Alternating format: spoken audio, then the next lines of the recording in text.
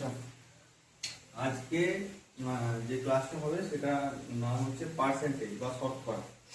ঠিক আছে, এই পার্সেন্টেজটা অনেক ক্ষেত্রে প্রয়োজনীয়।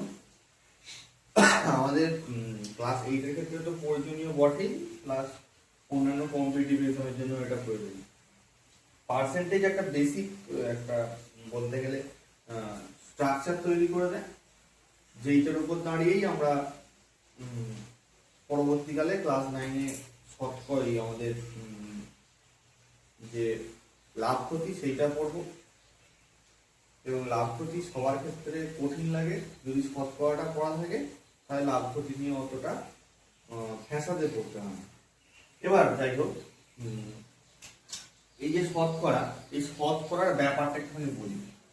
শতকরা জিনিসটা, যে ওয়ার্ডটা, সেই ওয়ার্ডটা দুটো জিনিস নিয়ে তৈরি হয়েছে। একটা হচ্ছে পার আর একটা হচ্ছে সেন্ট। এই সেন্ট শব্দের অর্থ হলো 100, আর পার শব্দের অর্থ হলো ভাগ। অর্থাৎ বা ভাগ বা পার শব্দের অর্থ হলো মধ্যে, 100 এর মধ্যে। ঠিক আছে, ব্যাপারটা বোঝা গেল? বা ভাগ বা এর মধ্যে। তার মানে আমরা যাই ক্যালকুলেশন করব সবই কি করব, 100 এর মধ্যে ক্যালকুলেশন করব। বোঝা গেছে না? বোঝা যায়। যদি কোনো জায়গায় লেখা থাকে 5%, অর্থাৎ কি, অর্থাৎ 100 এর মধ্যে 5, 100 এর মধ্যে 5। বা এইটাকে ভাগ কেন বলছিলাম, এই যে এটাকে আমরা লিখতে পারি 100 বাই এই 5 বাই 100। এটাই তো আমাদের পার্সেন্টেজ। অর্থাৎ পার্সেন্টেজ সাইনটা যেখানে থাকবে তার অর্থ হলো সেইটাকে 100 দিয়ে ভাগ। অর্থাৎ এ পার্সেন্ট এর অর্থ হলো, এটা সমানই আমরা লিখতে পারি এ বাই। এইটা হচ্ছে আমাদের বেসিক্স অফ পার্সেন্টেজ বা শতকরা। বুঝে গেল না? বলতে শতকরা হলো যার পাশে শতকরা, এইটাকে আমরা শতকরার চিহ্ন বলি বা পার্সেন্টেজ সাইন বলি। শতকরার চিহ্ন যার পাশে থাকবে, এইটার মানে সেটা যাই থাকুক, দশমিক থাকুক, ভগ্নাংশ থাকুক, যাই থাকুক, তার পাশে যদি শতকরা চিহ্নটা থাকে তার মানে, তার অর্থ হলো তাকে 100 দিয়ে ভাগ। এবার যেইটা কনফিউজিং ব্যাপার এসে যায় সেটা হলো যে চেঞ্জের একটা ব্যাপার আছে। এই চেঞ্জটাই সবাই মানে গুবলেট করে ফেলে। চেঞ্জ বলতে গেলে কি, যেমন আমি একটা চেঞ্জ বলছি, যেমন হচ্ছে 15। এই 15% মানে কি, 15% সব মানে হচ্ছে 15/100। তার মানে এইটা আমার শতকরা ছিল, এইখান থেকে যখনই 100 দিয়ে ভাগ করে দিল, ডিভাইড বাই 100, এইটা হচ্ছে কিসে চেঞ্জ হয়ে গেল? এটা চেঞ্জ হয়ে গেল ভগ্নাংশতে। আবার এবার এই 100 দিয়ে ভাগ করে দিলাম, যেই ভাগ শেষ কত এলো, এইটা দশমিক। এবার আমাকে বুঝতে হবে কোন একটা ভগ্নাংশ সেটা দশমিকে চেঞ্জ হবে কি। এবার তাহলে যদি এই দিক থেকে এই দিকে আসি, মানে ভগ্নাংশ টু শতকরা করি, তাহলে করতে হবে কি, ভগ্নাংশ টু শতকরা করলে কি করতে হয়, 100 দিয়ে গুণ করতে হবে। যেহেতু এই প্রসেসটা ভাগ করতে হচ্ছিল, আমরা যখন শতকরা থেকে ভগ্নাংশে গেল, সেটা কি হলো, 100 দিয়ে ভাগ করতে হলো, ডিভাইড বাই 100 করতে হবে। তাহলে উল্টো যখন প্রসেসটা করব তখন তাহলে উল্টো প্রসেস করতে হবে। যেমন এখানে ভাগ ছিল, এখানে তাহলে গুণ হয়ে যাবে।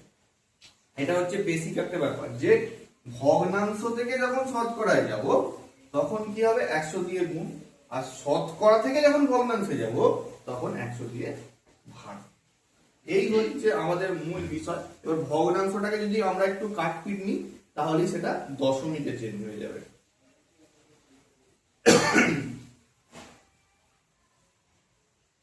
এই হচ্ছে ব্যাপার। এবার যদি কোনো একটা, এইটা তো এরকম হলো যে ভগ্নাংশ থেকে শতকরায় কিভাবে যাবো, শতকরা থেকে ভগ্নাংশে কিভাবে যাবো, এইটা হচ্ছে আমার মূল বিষয়।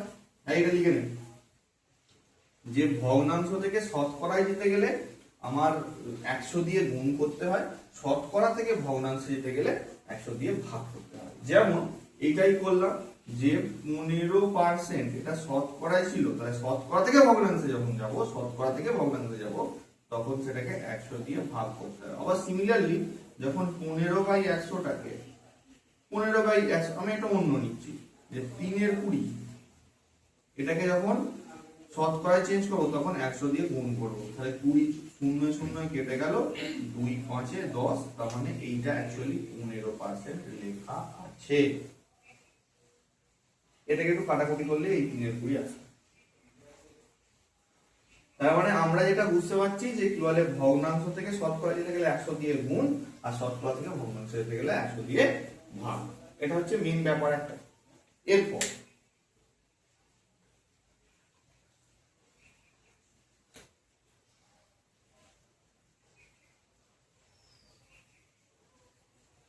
এরপর কিছু কিছু আরো জিনিস বলি। এই শতকরাকে ক্লাস 8 এ দুভাবে সলভ করা যায়। একটা হচ্ছে মানে একটা আমাদের ঐকিক নিয়মের সাহায্যে, আর একটা এমনি আমরা বেসিক নিয়মের সাহায্যে। মোটামুটি আজকে 5টা অঙ্ক করব। আচ্ছা, প্রথম অঙ্ক যেটা আছে, প্রথম অঙ্কটায় কি বলেছে, এটা কত নম্বর বসে দেখি, হচ্ছে বসে দেখি 11। আচ্ছা, আজকে লাস্টে একটুখানি একটা দুটো শর্টকাটও বলে দেবো। বসে দেখি 11, একের দাগের অঙ্কটা। আমি ছকটা বলছি না, ছকটার বেসিক গুলো আমি বলে দিয়েছি। উপরে যে ছকটা, আচ্ছা এই ছকে আসার আগে তোমরা উপরের অঙ্কগুলো করতে হবে। এবার যদি যদি কোনো জায়গায় লেখা থাকে, যদি কোনো জায়গায় লেখা থাকে লেখা আছে এরকম, আমরা প্রচুর অঙ্ক পেয়ে থাকি। 80 টাকা 15%, 80 টাকার 15%, এটা হচ্ছে ব্যাপার। এটা কত দাগের অঙ্ক? এটা 3-এর দাগের অঙ্ক। 3-এর দাগের একটা অঙ্কটা আমি করছি। তা আগে কেন করাচ্ছি, করানোর কারণ আছে, এটা সোজা জিনিসটা একটুখানি বুঝে নিলেই হবে। আচ্ছা, এবার তাহলে এই যে এই জিনিসটা যদি আমি ভাঙি, টাকা এর, টাকা এর, ঠিক আছে, মানে 80 টাকা এর 500, তাই তো? তাহলে এটা কি হবে, 80 টাকা এর 15%, ঠিক আছে। এবার এই ল্যাঙ্গুয়েজটাকে আমরা ডিকোড করার চেষ্টা করব। 80 টাকা যেমন ছিল রয়ে গেল। আচ্ছা, এর মানে তো আমরা জানি, এর মানে হচ্ছে গুণ, আর এই পার্সেন্টেজ সাইনটার আমরা এই শিখলাম যে পার্সেন্টেজ সাইনটা মানে 100 দিয়ে ভাগ, ঠিক আছে। এই যে লেখাটা লেখা ছিল তার অর্থ হচ্ছে এইটা, এত টাকা। এটা বোঝা গেছে না? বোঝা গেছে, ঠিক আছে। তাহলে এইটাকে যদি আমি কাটাকুটি করি, একটু 0 0 কেটে গেল। এবার আমি একটা কথা বলি, অনেকে কাটাকুটি করে, কিন্তু কাটাকুটি না করলেও অঙ্কটা মিলে যাবে। যাই হোক, আমি কাটাকুটি করেই করছি। 5 দিয়ে কাটলে 5 2 10, এটাকে 5 দিয়ে কাটলে 5 3 15, বা 2 দিয়ে কাটলে 2 4 8, তার মানে 3 4 12 টাকা। এবার 80 টাকায় 15% এর অর্থ হলো 12 টাকা। এটা হচ্ছে আমাদের কোন অঙ্কটা? 3-এর দাগের 1-এর অঙ্ক। এবার 3-এর দাগের 2-এর অঙ্কটার দিকে আমরা যদি দেখি, ওটাই কি বলেছে। 3-এর দাগের 2-এর অঙ্কটা হচ্ছে এটা সিমিলার একই অঙ্ক, 215 টাকার 12%। এই 215 টাকার 12%, তাহলে কি হবে, 200, ওই একই আমরা ডিকোড করলে পাবো 215 ইনটু, আমি একবারে লিখলাম এটা 100, তারপরে কি 200, ওটা লিখতে হবে 215 টাকা, আমি আরেকবার লিখি, ঠিক আছে, আরেকবার লিখছি। 215 টাকা এর 12% বা পার্সেন্ট, যাই হোক না কেন, তাহলে কি হবে 215 ইন্টু এই 12%টাকে আমরা চেঞ্জ করে নেবো 12/100, এত টাকা। এবার যদি একটু কাটাকুটি করি, 5 দিয়ে যাবে, 5 দিয়ে যাবে, 5 4 20, হাতে থাকে 1, 1 আর 5 পাশাপাশি বসলে হয় 15, 5 3 15। এটাকে 5 দিয়ে কাটলে 20, আবার এটাকে আমি 4 দিয়ে কাটছি, 4 দিয়ে কাটলে হচ্ছে 4 3 12, 4 5 20।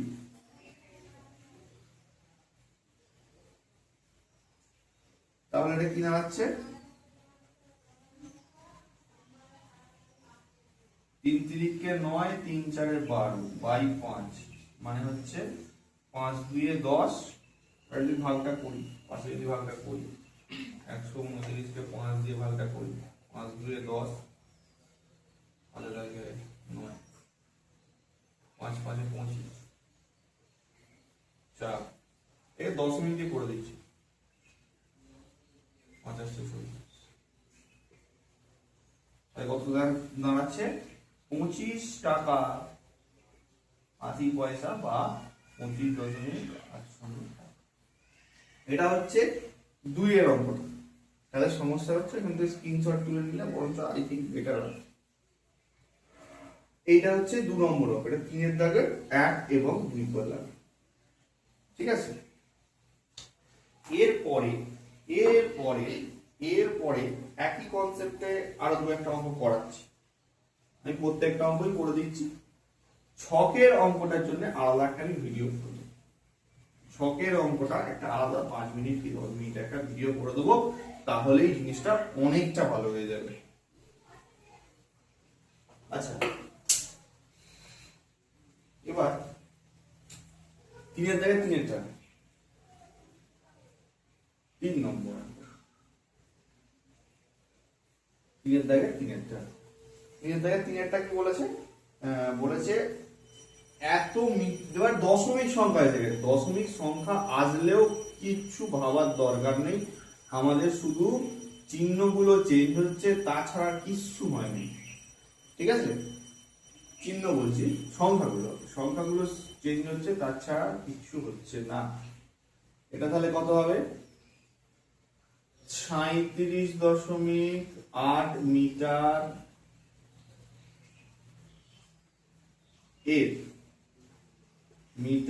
এর 12%। 100 হবে? 12 নেই? আচ্ছা 110 আছে, আচ্ছা আচ্ছা একটু গন্ডগোল হয়েছে, এটা 110% আছে, সরি 110%। এবার 100-র উপর হয়ে গেছে, সে হতেই পারে, না হওয়ার কিছু নেই। আমি বলেইছি যে এইটা যাই লেখা থাকুক, তার যার পাশে পার্সেন্টেজ লেখা থাকবে তাকে 100 দিয়ে ভাগ করবো, জাস্ট, আর কিচ্ছু হবে। এবার এখানটায় কি করব? এই দশমিকটা তুলে দেবো, তুলে দিয়ে নিচে 10 করে দেবো, এই শূন্য কেটে গেল। আমার একটা সব থেকে সোজা আমি এই জিনিসটা যেটা বুঝি, এই অঙ্কটায় কাটাকুটি করলে কিন্তু একটুখানি জটিল হবে, তাই জন্য আমি বলছি কি এটাকে 38 দিয়ে গুণ করে দিতে হবে, এই দুটোকে গুণ করে দিতে হবে, এই দুটোকে আমরা গুণ করে দেবো। গুণ করে দিলে কি হবে? 378 ইন্টু 11, তাহলে কত হবে? 378 ইন্টু 11।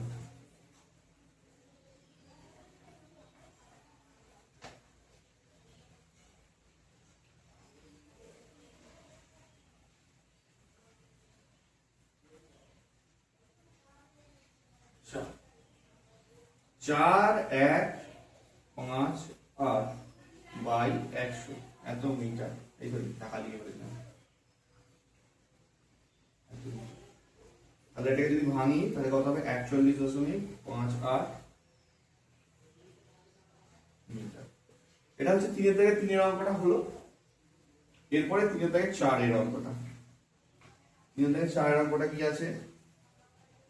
3 এর থেকে 4 এর অঙ্ক এবং 3 এর থেকে শেষের অঙ্ক। 3 এর দাগে 4 এর অঙ্কটা করে আমরা 4 এর দাগের অঙ্কগুলো করব, ঠিক আছে? 3 এর দাগে 4টা কি আছে? 3 এর দাগে 4টা আছে 480 গ্রামের 200%। আমি এইটা বারবার বলছি যে 200%ই হোক আর 2000%ই হোক, এই নিয়ে ভয় পেয়ে লাভ নেই। সেটা 100-র বেশি হয়ে গেছে এর মানে এই নয় যে অঙ্কটা আমি পারবো না, ঠিক আছে? যাই লেখা থাকুক, যে কোনো সংখ্যায় লেখা থাকুক, তার পাশে পার্সেন্টেজ সাইন দেয়া আছে, এইটার অর্থ হলো সেটাকে 100 দিয়ে ভাগ করা আছে। এটা আরো সোজা করে ফেলেছে অঙ্কটা। এটা আবার তাহলে আমরা কি করে লিখবো, 480 গ্রাম এর 200%। তাহলে এই 480 গ্রামটাকে 480 গ্রাম লিখবো, লিখে এর মানে গুণ চিহ্ন দেবো, গুণ চিহ্ন দিয়ে কি করব, 200টাকে চেঞ্জ করবো, 200/100 হয়ে যাবে, জাস্ট দুটো শূন্য কেটে দেবো, তাহলে এত গ্রাম, তাহলে 960 গ্রাম। আচ্ছা, এইখানে একটা জিনিস বোঝার আছে, যখন জিনিসটা এই যে পার্সেন্টেজ আগের উত্তরগুলো যেগুলো ছিল দেখবে যে কি বলে, যখন 100 এর কম ছিল তখন আমাদের উত্তরটা, ঠিক আছে, তখন আমাদের উত্তরটা এই যে সংখ্যা যার পার্সেন্টেজ বার করছি, যেমন 37.8 এর পার্সেন্টেজ তো আমরা বার করছি, এর থেকে 100, এই যখন 100 এর বেশি হচ্ছে, এটা যখন 100 এর বেশি হচ্ছে তখন এই যে উত্তরটা কিন্তু এই সংখ্যাটার থেকে বড় হয়ে যাচ্ছে, এই সংখ্যাটার থেকে বড় হয়ে যাচ্ছে, মানে যে অ্যানসারটা আমরা পাচ্ছি, অ্যানসারটা কত পেলাম, 41.58, এটা কিন্তু 37.8 এর শূন্য এর থেকে কিন্তু বড়। কেন? এটা 100% ক্রস করে গেছে, মানে এই 37.8টা পেরিয়ে চলে গেছে। আর এইখানেও দেখো যে 40, তার মানে 200% মানে কি, 200% মানে অ্যাকচুয়ালি আমরা কথার মাধ্যমে যেটাকে বলি দ্বিগুণ, 200% মানে কিন্তু 200% মানে অ্যাকচুয়ালি দ্বিগুণ, আর 150% মানে 1.5 গুণ, 1.5 গুণ, ঠিক আছে। আর 100% মানে যেই, আচ্ছা একটা জিনিস বলে রাখি, 100% মানে কিন্তু ওই যেই সংখ্যাটা আছে সেই সংখ্যাটাই অ্যাকচুয়ালি 100% মানে আমরা যেটা 100%টাকেই আমরা অংশতে বলি এক অংশ, সব অঙ্কই কিন্তু সব অঙ্কের সঙ্গে কানেক্টেড, মানে ওই যে বলি না অংশর অঙ্ক করি, এক অংশ, আমরা যখন এক অংশর অঙ্ক করি, এই এক অংশ এর অর্থই হলো 100%। এটা এইগুলো আমাদের একটুখানি জানতে হবে, মানে জেনে রাখলে কনসেপচুয়াল ক্ল্যারিটিটা হবে। এই সঙ্গে সঙ্গে আমরা 3-এর দাগের 4টে অঙ্ক হয়ে গেল, এবার আমরা 4-এর দাগের করব।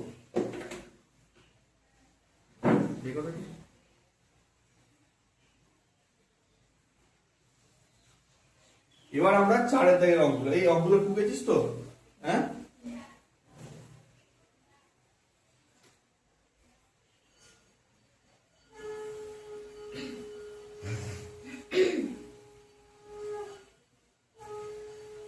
এবার 4-এর দাগের অঙ্কগুলো করব।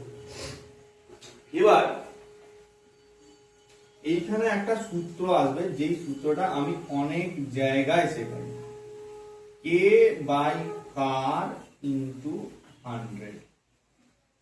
এই সূত্রটা মনে রাখতে হবেই হবে, ঠিক আছে, এই সূত্রটা মনে রাখলে তবে এর পরের অঙ্কগুলো হবে। এটার মানে কি, এটার মানে হচ্ছে এর পরে, ঠিক আছে, এর পরের যে টাইপটা আছে সেই পরের টাইপটা করতে গেলে আমাকে এই সূত্রটার দরকার হবে। এই ছোট ছোট জিনিসগুলো না জানলে, এই ছোট ছোট জিনিসগুলো না জানলে কিন্তু আমাদের সমস্যা হয়ে যাবে। এইখানে যে জিনিসটা আছে সেটাকে বলছি আমি কি, k/কার ইনটু 100%। ওটা স্যার আবার সেটার আবার মানে কি গো, সেটার মানে হচ্ছে যেমন এই 4-এর দাগের 1-এর অঙ্কটা, 4-এর দাগের 1-এর অঙ্কটা আমি যেটা করছি, এখানে কি বলেছে, এখানে বলেছে হচ্ছে 2.25 টাকা, 5 টাকার কত শতকরা হিসাব করে দেখি। তার মানে কে এখানে কে মানে কি, এটা বলেছে 2.25 টাকা